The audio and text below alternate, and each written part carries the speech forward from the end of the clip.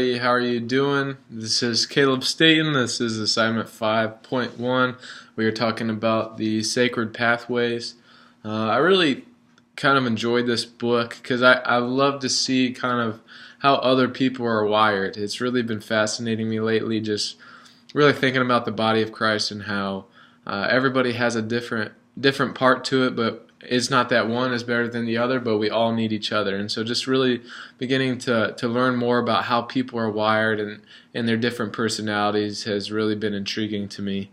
So I just want to jump in. First question, have you fallen into the expectation that one size fits all is true of sacred pathways?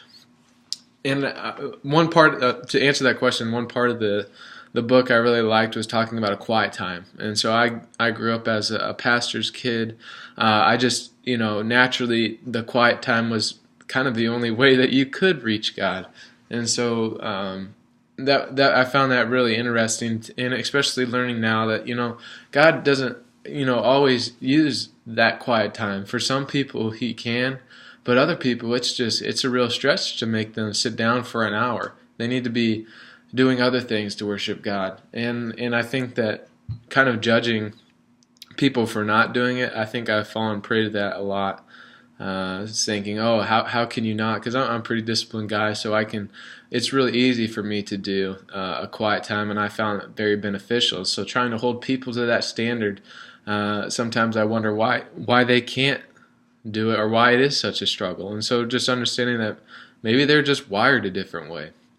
And so, really starting to figure out that one size doesn't fit all, and that God is a unique God. He's an artist, and he makes people different. And so we need to learn how He made each one of us. So second question, have you ever found yourself comparing your spiritual pathways to someone else?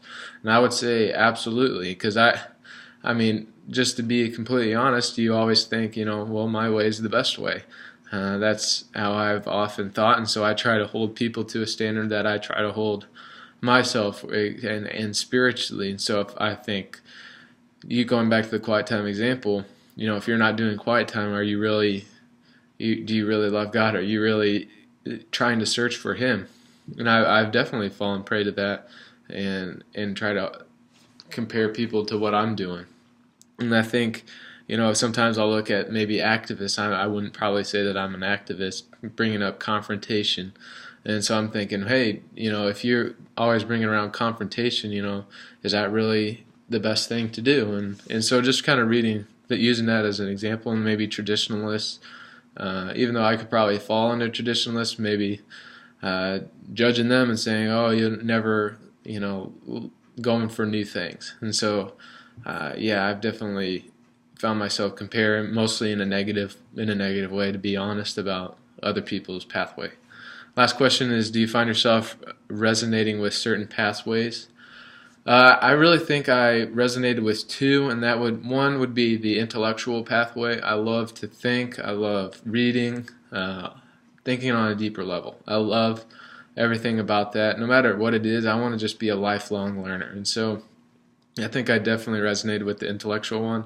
I think I'm also starting to resonate with just the enthusiast, and kind of in that description was just talking about, not just talking about it, but seeing true, the true things happening, like great things in my life through Jesus. And so that's something that, I started maybe as an intellectual, learning about reading the Bible and things that Jesus did. Now I think I'm moving kind of as an enthusiast, like, man, I want to see those things happen in my own life. And if they're not, I want to feel the power of God. So those are the two that I really resonated with. And so that's pretty much all I have. Thank you.